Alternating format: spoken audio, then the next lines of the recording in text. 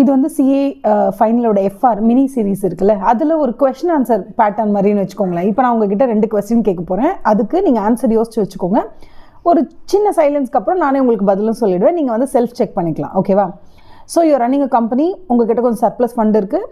இந்த ஃபண்டை வச்சு நீங்கள் என்ன பண்ணுறீங்கன்னா டெட் வாங்குறீங்க. இந்த சென்ஸ் டெட்னா என்ன சொல்கிறது, மற்ற கம்பெனியோடைய டிபென்ச்சர்ஸை நீங்கள் கொஞ்சம் வாங்கிக்கிறீங்க. அதே மாதிரி மற்ற கம்பெனிஸோட எக்விட்டிஸ்லேயும் கொஞ்சம் இன்வெஸ்ட் பண்ணுறீங்க. விச் மீன்ஸ் சிம்பிளி புட், உங்ககிட்ட கொஞ்சம் பணம் எக்ஸ்ட்ரா இருக்குது, 50 கோடி இல்லை 1 கோடி 2 கோடி ஏதோ பணம் கொஞ்சம் சர்ப்ளஸ் ஃபண்ட் இருக்குது. உங்கள் பிஸ்னஸ்க்கு தேவைப்படாது, இப்போதைக்கு ஒரு 3 மாதத்துக்கு தேவைப்படாதுன்னு சொல்லி நீங்கள் என்ன பண்ணுறீங்கன்னா, ஓகே அந்த 3 மாதத்துக்கு ஏன் சும்மா இருக்கணும், வேறு ஏதாவது கம்பெனியோடைய ஷேர்ஸை வாங்கி வைப்போமே, வேறு ஏதாவது ஒரு கம்பெனியோட டிபென்ச்சரில் இன்வெஸ்ட் பண்ணுவோமே இன்வெஸ்ட் பண்ணியிருக்கீங்க. இப்போ 3 மாதத்துக்குள்ளே அதை விற்றுட்டீங்க, விற்றுட்டாலேருந்து ப்ராஃபிட் வந்துடுச்சு அப்படின்னு சொன்னால், இந்த ப்ராஃபிட்டை நீங்கள் எதில் கொண்டு போய் போடுவீங்க? P&L கொண்டு போடுவீங்களா, இல்லை அதர் காம்ப்ரிஹென்சிவ் இன்கமில் கொண்டு போய் போடுவீங்களா? யோசிச்சு வச்சுக்கோங்க.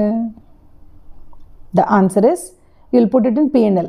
பிகாஸ் நீங்கள் அந்த ஃபினான்ஷியல் இன்ஸ்ட்ருமெண்ட்ஸ்னு சொல்லக்கூடிய உங்ககிட்ட இருக்கக்கூடிய சர்ப்ளஸ் ஃபண்டை நீங்கள் எக்விட்டிஸில் இன்வெஸ்ட் பண்ணாலும் சரி, இல்லை டிபென்ச்சரில் இன்வெஸ்ட் பண்ணாலும் சரி, நீங்கள் இன்வெஸ்ட் பண்ணுறதுக்கான காரணமே அடுத்த 3 மாதத்தில் எப்படியாவது ஒரு ப்ராஃபிட் ஏர்ன் பண்ணிடலாம்னு சொல்லி தானே இன்வெஸ்ட் பண்ணுறீங்க. அதனால் உங்களுடைய மெயின் ஐடியாலஜியே எப்படியாவது இந்த இன்வெஸ்ட்மெண்ட்லேருந்து ப்ராஃபிட் எடுக்கணுங்கிறது தான். அதனால் இதை டேரெக்டாக நீங்கள் P&Lக்கே கொண்டு போகலாம்.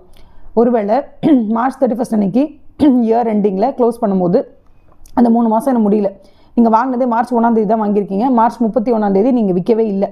அந்த அன்னைக்கு நீங்கள் வாங்கினப்போ 100 ரூபாய்க்கு வாங்கியிருக்கீங்க, மார்ச் 31ஆம் தேதி அன்னைக்கு அந்த ஷேரோட வேல்யூவோ இல்லை அந்த டிபென்ச்சரோட வேல்யூவோ 130 ரூபாய் இருக்குது. ஆனால் இன்னும் நீங்கள் அதை செல் பண்ணலை, ப்ராஃபிட் கைக்கு வரல. இப்போ இந்த மாதிரி அன்ரியலைஸ்டு ப்ராஃபிட்டையும் அன்ரியலைஸ்டு கெயின்ஸையும் எதில் கொண்டு போடுவீங்க அப்படின்னு கேட்டால், அதை நீங்கள் என்ன பண்ணணும், OCIயில் கொண்டு போடணும். ஏன்னா அது அன்ரியலைஸ்டு ப்ராஃபிட் தானே. எப்போ அது ரியலைஸ் ஆகுதோ அப்போ கொண்டு வந்து நீங்கள் என்ன பண்ணலாம், P&Lல போடலாம். இப்போ நான் சொன்ன என்டையர் சினாரியோவும் நீங்கள் அந்த ஃபினான்ஷியல் இன்ஸ்ட்ருமெண்ட்ஸை ஷார்ட் டேர்முக்கு ஹோல்ட் பண்ணியிருந்தால் மட்டும்தான். லாங் டேர்முக்கு ஹோல்ட் பண்ணால் என்ன பண்ணுவோம், அதை உங்கள் கூட நான் அடுத்த வீடியோவில் பேசுகிறேன். ஓகேவா? இப்போ பாய்.